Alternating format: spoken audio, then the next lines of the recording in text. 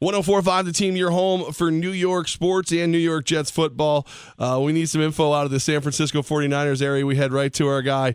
He's doing the sidelines, the locker rooms. He's everywhere for ninerfans.com. Ryan Sakamoto joins us. Ryan, it's Bryce Petty starting for the Jets this week. Are the 49er fans feeling optimistic that they can ruin the Jets weekend?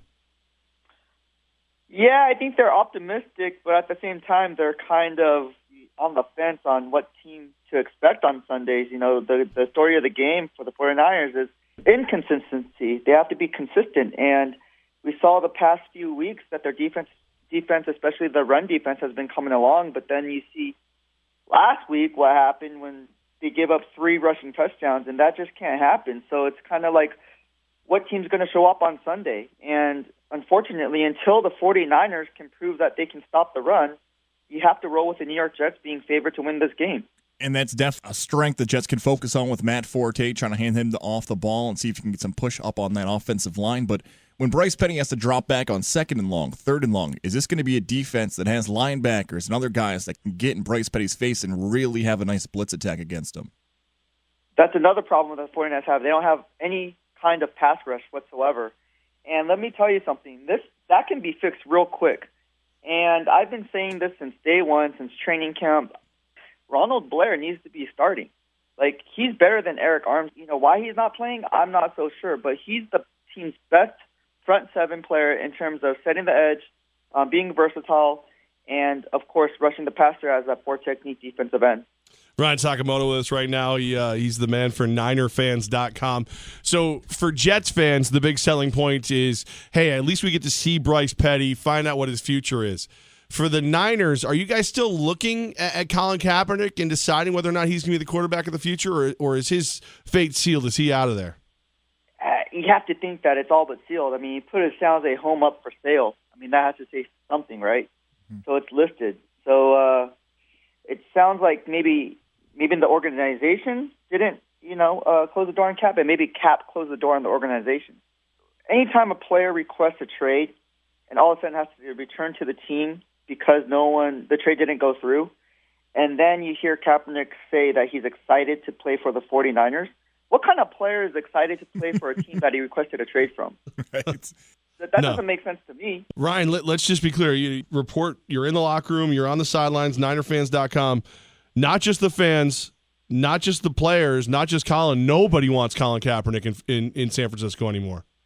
It's hard to say because there are some fans that are Kaepernick loyal, and they have, they go back based on what his 2012 or 2013 year. But for the majority, from what I'm gathering, yeah, I think he's on his way out. I think you have to clean house. If I'm the GM, you have to clean house, all right? Because there's nothing to look forward to right now. Like, you have Joe Staley, who's a left tackle. I would trade Joe Staley while you can now. He deserves a ring. Trade him to a contender, because by the time the 49ers are relevant again and a playoff team, Joe Staley's going to be past his prime anyway. So it's not a perfect storm anymore. So you have to kind of see what you can get with the players and the valuation of the best players you have now. Trade them off, get some draft picks, package those draft picks, move up in the draft. Now you're giving fans a ray of hope that, hey, we're doing something for the future, and this is the plan of attack that we're going for. This is our 3-5-year vision. This is how we're going to get back to the playoffs. This is how we're going to be relevant again and be, one of the best teams in the NFL. But sounds a lot like the New York Jets, doesn't it? Everything going on, deal veterans for draft picks. A lot of the situation, the New York Jets right here on your home for the Jets, 104.5. The team, Ryan's laying it out. Same things are happening out there on the West Coast involving the 49ers. Now, the only guy we haven't brought up is the head coach, Chip Kelly.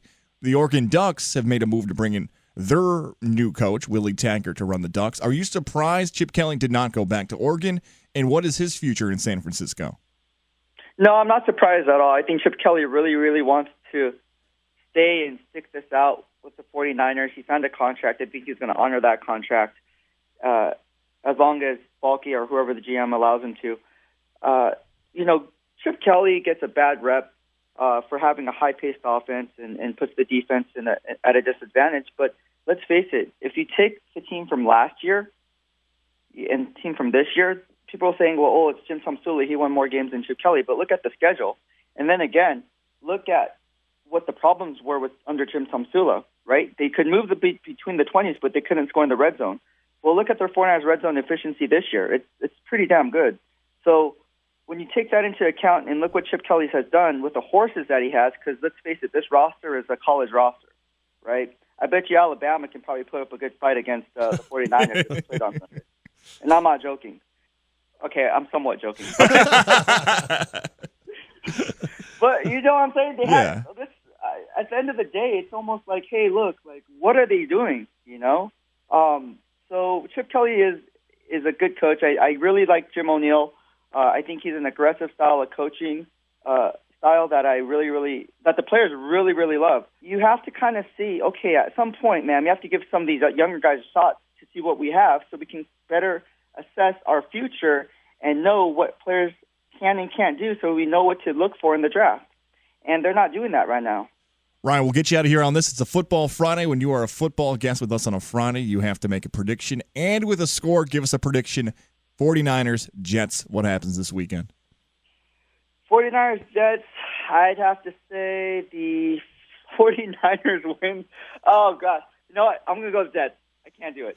I'm going to say Jets are going to win this game, and it's going to be a final score of 17-16.